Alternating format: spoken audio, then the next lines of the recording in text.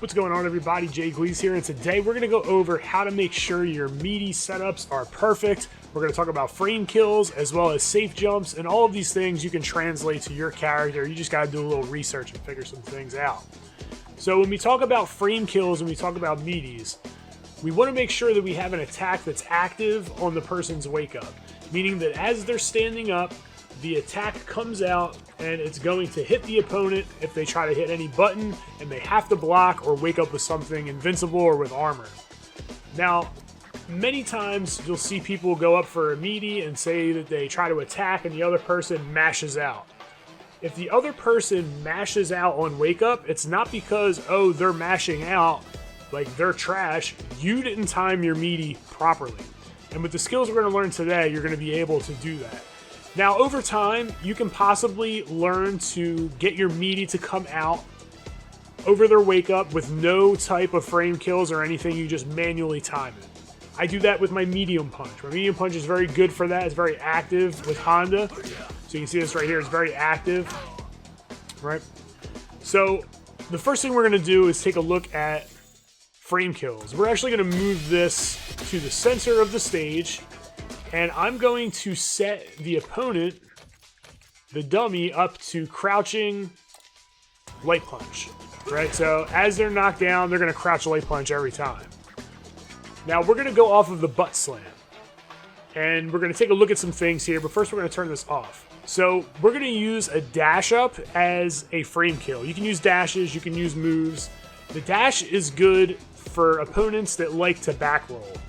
Right, so if you can use the dash mid-screen and that's going to be your frame kill, that's the best thing to use because you can dash up and you're able to get some things going from that point. So we're going to go with the butt slam and we're going to look at the frame meter, and I'm plus 23, right, 23 frames. Now if I dash immediately after the butt slam, if I can actually input it correctly, right, now I'm plus 4.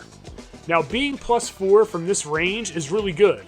I can throw out buttons over top of their wake up. It allows me to get in, cut down space if they back roll. I'm in a really good spot. So I'm going to show you what I mean here. So we have them set now to jab. So I'm going to butt slam, dash up, hit a button, and notice it says counter hit, right? Counter hit. The reason why it says that is because he's throwing out a button, but my button is active on his wake up.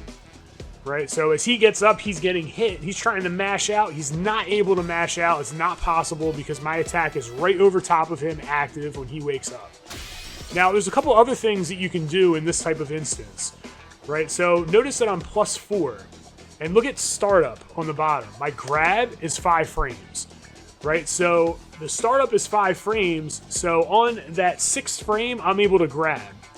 So because of that, if I dash up and grab, his 4-frame move is going to get eaten up by my grab. And I'll show you what that looks like here.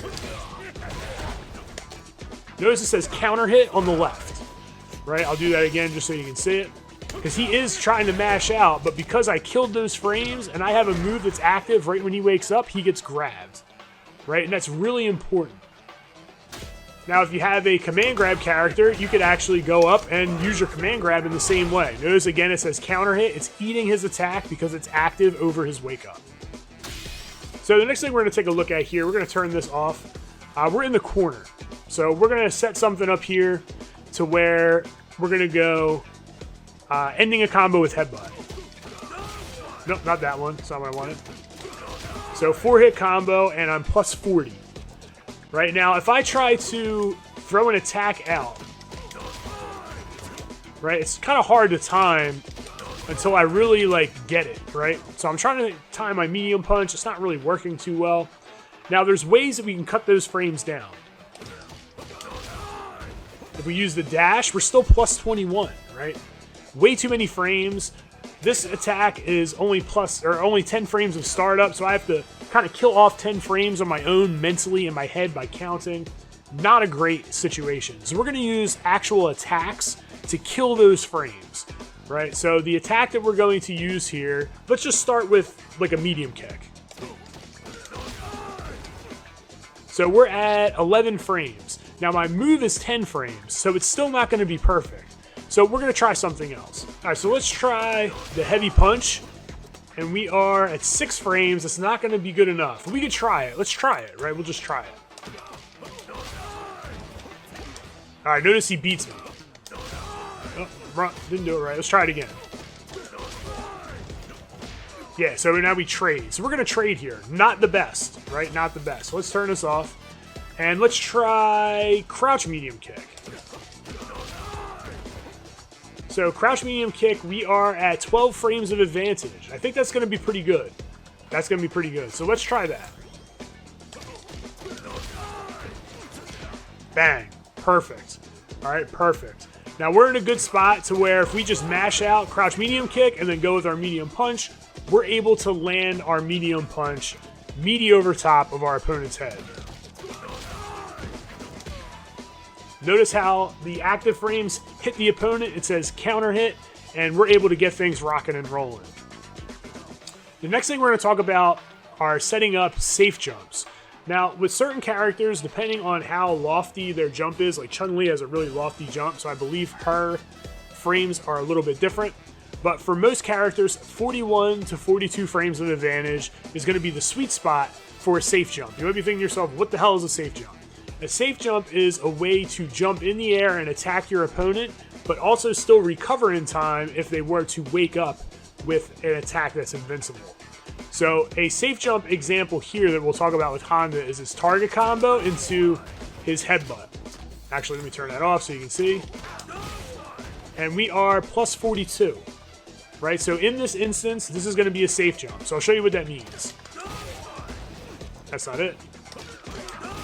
So as I jump, I'm able to attack and land an attack if the opponent doesn't wake up. I'll show you again, neutral jump. Go right back into another safe jump setup, and we can just roll that, right? Now let's put him to OD Shuriken, or DP. And I block. So I recover in time to block, but it's also fast enough to hit them if they don't wake up with an invincible move. And again, you want to hit that around 41 to 42 frames of advantage on knockdown. Also, another thing to keep in mind is that it doesn't matter as far as frames go, if they tech roll or not, they always wake up at the same amount of frames. So when someone's in the corner, everything is the same. Also, mid-screen, as far as the timing goes, everything's the same. The only difference is in mid-screen is that the distance will change if they do tech roll. So in certain instances, some setups won't work because if you're trying to dash in and they're too far away, certain buttons won't hit. It also depends on the knockdown and how far away from them you are when you recover off of the hit, as the person gets knocked down. So all that stuff does come into play. But use these things to your advantage. Learn the frame kills for your character. Learn certain instances where you're going to be plus 41 or plus 42 and get some safe jumps going.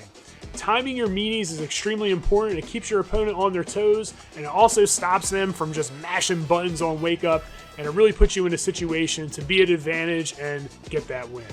If you found this video informative, be sure to click the like button. Don't forget to subscribe, and be sure to click the bell so you get notified whenever I post new content. As always, it's Gleez signing out. Thanks for checking in, and continue to game strong.